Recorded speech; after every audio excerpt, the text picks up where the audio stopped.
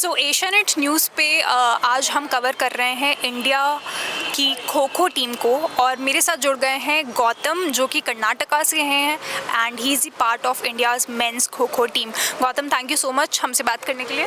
हाँ मैडम, तैयार। अच्छा, आप ये बताइए, आपकी रीजनल लैंग्वेज में आप बात कीजिएगा हमसे।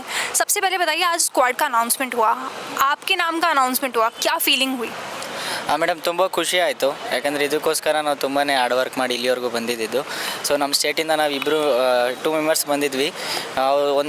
ಅವನು ಕೂಡ ಒಳ್ಳೆ ಆಟಗಾರನೇ, ಬಟ್ ಅವ್ರು ಹೋದ್ಮೇಲೆ ನನ್ನ ಸೆಲೆಕ್ಷನ್ ಆಗುತ್ತೆ ಅನ್ನೋದು ನನಗೆ 100% ಇತ್ತು. ಯಾಕಂದರೆ ನ್ಯಾಷನಲ್ಲು ಮತ್ತು ನಮ್ಮ ಅಲ್ಟಿಮೇಟ್ ಖೋಖೋ ಮತ್ತು ಇಲ್ಲಿ ನಮ್ಮ ಕೋಚಸ್ಸು ಪರ್ಫಾರ್ಮೆನ್ಸ್ ವೈಸ್ ಮಾಡೋದ್ರಿಂದ ರೆಗ್ಯುಲರಾಗಿ ನಾನು ಟೀಮ್ಗೂ ಕೂಡ ಚೆನ್ನಾಗಿ ಆಡ್ಕೊಂಡು ಬಂದಿದ್ದೀನಿ ನಮ್ಮ ಸ್ಟೇಟಿಗೆ.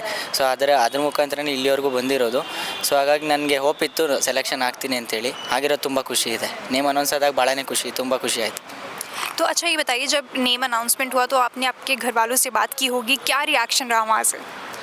ಹಾಂ, ಭಾಳ ಖುಷಿ ಆಯಿತು. ಅಂದರೆ ತಂದೆ ತಾಯಿ ಅವರ ಅಮ್ಮನೇ ಕಾಲ್ ಮಾಡಿದರು. ಅಂದರೆ ನಮ್ಮ ಲಿಸ್ಟ್ ಯಾವಾಗ ಅನೌನ್ಸ್ ಆಯಿತು ತಕ್ಷಣ ನಾವು ಲೈನಪ್ಪಲ್ಲಿ ನಿಂತಿದ್ದಾಗ ಅಮ್ಮನೇ ಕಾಲ್ ಮಾಡಿದರು. ತಕ್ಷಣ ಹೇಳಿದೆ ಈ ಥರ ಸೆಲೆಕ್ಷನ್ ಆಗಿದೆ ಅಂತೇಳಿ. ಭಾಳನೇ ಖುಷಿ ಆದರು. ಮನೇಲಿ ತಂದೆ ಆಟೋ ಡ್ರೈವರ್ ಆಗಿರೋದ್ರಿಂದ ಇದೆಲ್ಲ ಅಂದರೆ ಅವರ ಫ್ರೆಂಡ್ ಸರ್ಕಲಲ್ಲೆಲ್ಲ ಒಂದು ತುಂಬ ಖುಷಿ ವಿಷಯ. ಮನೇಲಿ ತುಂಬ ಖುಷಿಯಾಗಿದ್ದಾರೆ.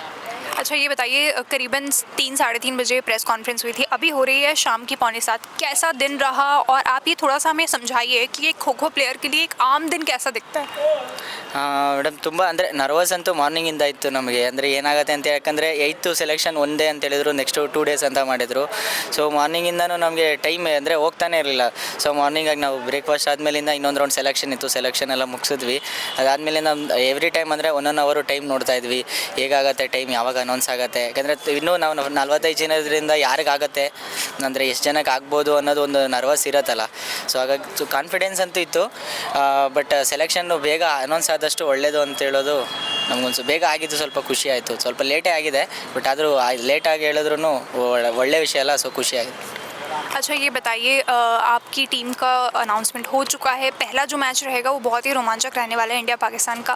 क्या थोड़ा सा लग रहा है डर, थोड़ा सा ऐसा लग रहा है, प्रेशर फील हो रहा है थोड़ा?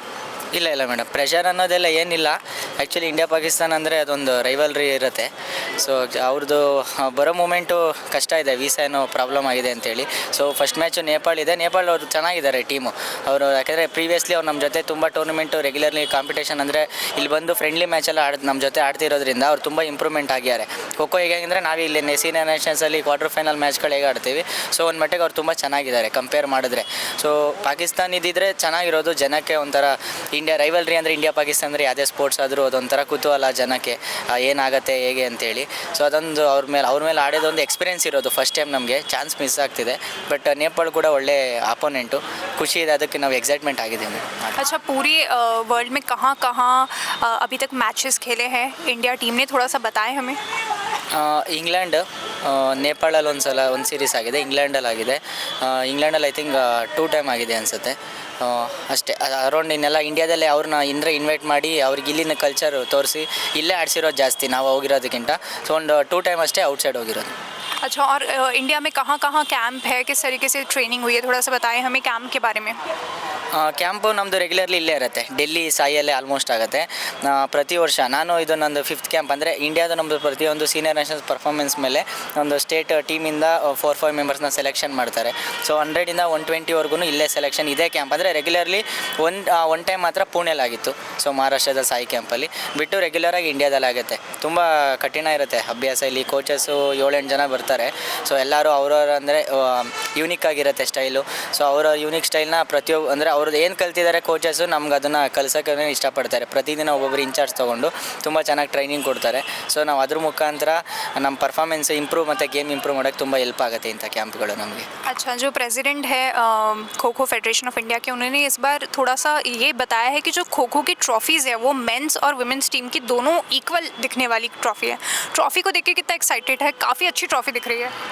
ತುಂಬ ಖುಷಿ ಇದೆ ಮೇಡಮ್, ತುಂಬ ಎಕ್ಸೈಟ್ಮೆಂಟ್ ಅಂತೂ ಇದೆ. ಅದು ಯಾಕಂದರೆ ಟ್ರೋಫಿ ನಾವು ಅಂದರೆ ವರ್ಲ್ಡ್ ಕಪ್ ಒಂದು ಲೆವೆಲ್ ಗ್ರೌಂಡಲ್ಲಿ ಆಡೋದೊಂದು ಖುಷಿ, ಅದರಲ್ಲಿ ಟ್ರೋಫಿ ಎಲ್ಲ ನೋಡಿದ್ರೆ ಅದು ಇವಾಗ ಯಾವಾಗ ಫೈನಲ್ ಆಗುತ್ತೆ ಟ್ರೋಫಿ ಕೈಲಿ ಇಟ್ಕೊಂಡು ಫೋಟೋ ತೊಗೊತೀವಿ ಅನ್ನೋದೊಂದು ಖುಷಿ ತುಂಬ ಇದೆ. ಎಲ್ಲದಕ್ಕೂ ನಾವು ಪ್ರೆಸಿಡೆಂಟ್ ಸರ್ಗೆ ಧನ್ಯವಾದ ಹೇಳೋಕ್ಕೆ ಇಷ್ಟಪಡ್ತೀನಿ. ಸುಧಾಂಶು ಮಿತ್ತಲ್ ಸರು, ತ್ಯಾಗಿ ಸರು, ಸೊ ಇನ್ನೂ ತುಂಬ ಮೆಂಬರ್ಸ್ ಎಲ್ಲ ಇದ್ದಾರೆ. ಅವರೆಲ್ಲ ಕಷ್ಟಪಟ್ಟು ಖೋಖೋ ಇವತ್ತು ಈ ಲೆವೆಲ್ಗೆ ಬಂದಿದೆ. ಇವಾಗ ನೋಡಿ ನಮ್ಮನ್ನೆಲ್ಲ ಮೊದಲಾದರೆ ನೋಡೋರಿರಲಿಲ್ಲ, ಅಂದರೆ ಖೋಖೋ ಅಂದರೆ ಯೂಶಲಿ ನಾರ್ಮಲಾಗಿ ಎಲ್ಲ ಇದು ಮಾಡ್ತಿದ್ರು. ಇವಾಗ ಖೋಖೋ ಎಲ್ಲರೂ ಅವರು ಜನ ಬಂದು ನಮ್ಮನ್ನ ಮಾತಾಡ್ಸೋ ಥರ ಗುರುತಿಸೋ ಥರ ಅಲ್ಟಿಮೇಟ್ ಖೋಖೋ ಆದಮೇಲೆ ಸೊ ಇವಾಗ ವರ್ಲ್ಡ್ ಕಪ್ ಲೆವೆಲ್ವರೆಗೂ ತಂದಿದ್ದಾರೆ. ಅದೆಲ್ಲ ಭಾಳ ಖುಷಿ ಇದೆ. ಟ್ರೋಫಿನ ಯಾವಾಗ ಮ್ಯಾಚ್ ಆಗುತ್ತೆ ಯಾವಾಗ ತಗೊಂಡು ನಾವು ಫೋಟೋ ಇಡ್ಸ್ಕೋತೀವಿ ಅಂತೇಳಿ ಕಾತುರ ಇದೆ. अच्छा, कर्नाटका से आप कहाँ से हैं एग्जैक्टली ये बताएं.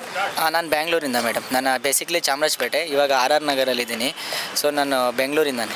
तो क्या बैंगलोर में खो खो काफ़ी खेला जाता है? कैसे रहा बचपन में, कैसे शुरुआत हुई खो खो की आपके? ಬೆಂಗಳೂರಲ್ಲಿ ಖೋಖೋ ಕಡಿಮೆ ಹೇಳ್ಬೇಕಂತಂದರೆ. ಬೆಂಗಳೂರು ಸಿಟಿ ನಿಮ್ಗೆ ಯೂಶಲಿ ಹಾಕಿ ಇಂಥ ಸ್ಪೋರ್ಟ್ಸ್ಗೆ ಫೋಕಸ್ ಜಾಸ್ತಿ ಇದೆ. ಬಟ್ ಖೋಖೋ ಕಡಿಮೆ ಇದ್ದರೂ ನಾನು ಗೌರ್ಮೆಂಟ್ ಸ್ಕೂಲಲ್ಲಿ ಓದಿದ್ದು. ನಾನು ಬಂದು ರಾಮಾಂಧ್ರ ಸ್ಕೂಲು ಚಾಮರಾಜಪೇಟೆಯಲ್ಲಿ.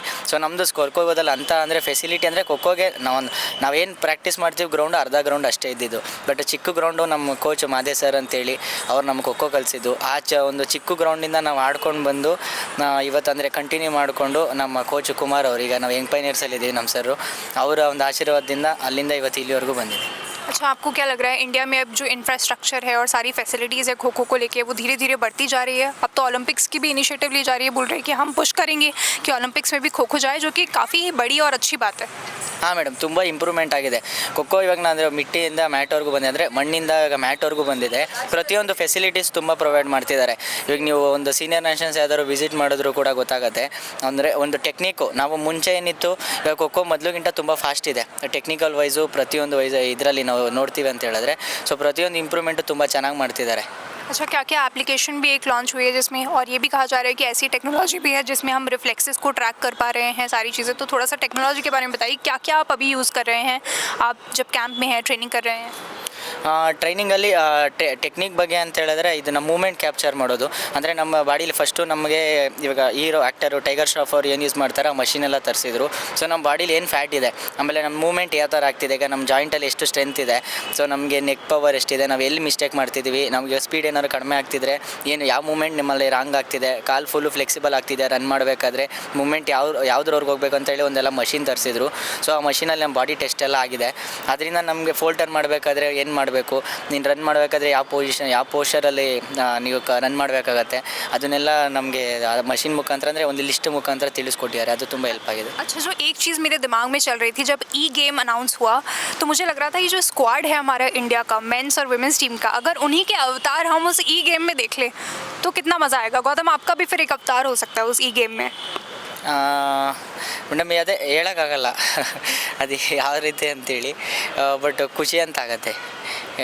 अच्छी फीलिंग आएगी क्योंकि फीफा और इन सब में भी हम देखते हैं रोनाल्डो, मेसी, इन सब के अवतार होते हैं. तो आपका अवतार भी हमें ई गेम में देखने को मिल सकता है? ಹಾಂ, ಮಿಲ್ सकता है ಮೇಡಮ್. ಅದಕ್ಕೋಸ್ಕರ ಅಂದರೆ ನಾವು ಅದಕ್ಕೋಸ್ಕರನೇ ತುಂಬ ಇದು ಮಾಡ್ತೀವಿ. ಅಂದರೆ ಹೌದು, ಒಂದು ಸ್ಪೋರ್ಟ್ಸಲ್ಲಿ ಅವ್ರದ್ದು ಒಂದು ಐಡಿಯಲ್ ಆಗುತ್ತೆ, ಅಂದರೆ ಒಂದು ಸ್ಟ್ಯಾಚು ಇದೆಲ್ಲ ಆಗುತ್ತೆ ಅಂದರೆ ನಾವು ಕೂಡ ಹಂಗೆ ಅಚೀವ್ಮೆಂಟ್ ಮಾಡಿ ಹಂಗೆ ಆಗಬೇಕು ಅನ್ನೋದಿದೆ, ಆಸೆ ಅಂತೂ ಇದೆ. ಅದೊಂದೊಂದಾಗೆ ನೆರವೇರ್ತಿದೆ. ನಮ್ದು ಯಾವಾಗ ಅಲ್ಟಿಮೇಟ್ ಖೋಖೋ ಮುಂಚೆ ಹೇಗಿದ್ವಿ, ಈಗ 22 ಆದಮೇಲಿಂದ ನಾವು ಇವಾಗಿದ್ದೀವಲ್ಲ, ಅದು ತುಂಬ ಚೇಂಜಸ್ ಇದೆ. ಲೈಫಲ್ಲಿ ತುಂಬ ಖುಷಿ ಇದೆ, ನಾವು ಆಗ್ತೀವಿ ಅಂತ ನಂಬಿಕೆ ಇದೆ. तो अच्छा, ये बताइए कितने % कॉन्फिडेंट है कि आप ही जीतेंगे खो खो का मैच? 1000% ಕಾನ್ಫಿಡೆನ್ಸ್ है, कन्फर्म आगे उठेगी वो ट्रॉफी, आप ही उठाएंगे? हाँ, ಖಂಡಿತ. ठीक है, तो हमारे दर्शकों के लिए आप गौतम एक बार ये बोल दीजिए, द वर्ल्ड गोज़ खो. द वर्ल्ड गोज़ खो. Thank you so much Gautam. Welcome.